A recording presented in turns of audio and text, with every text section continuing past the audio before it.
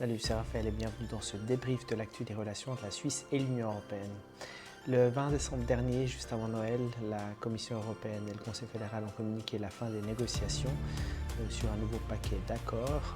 Un nouveau paquet d'accords qui sert à stabiliser et à développer les relations entre la Suisse et l'Union européenne. Le texte de ces accords n'a pas encore été publié, il est maintenant en cours de traduction et en cours de finalisation au niveau juridique.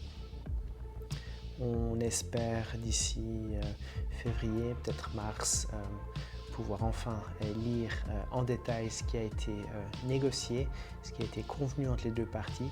C'est vrai qu'à ce stade, c'est ce qui rend la discussion compliquée.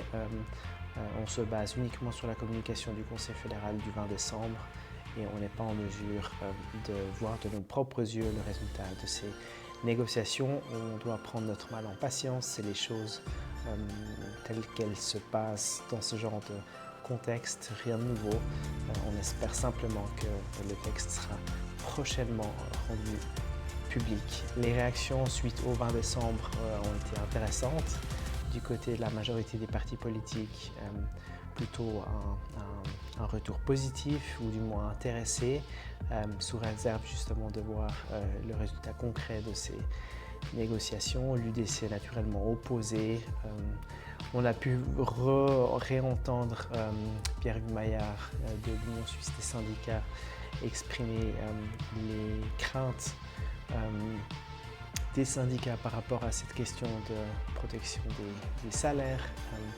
Mais voilà, là il faut distinguer la négociation qui a eu lieu entre Berne et Bruxelles de celle qui a toujours encore lieu et qui est en cours au niveau interne entre partenaires sociaux.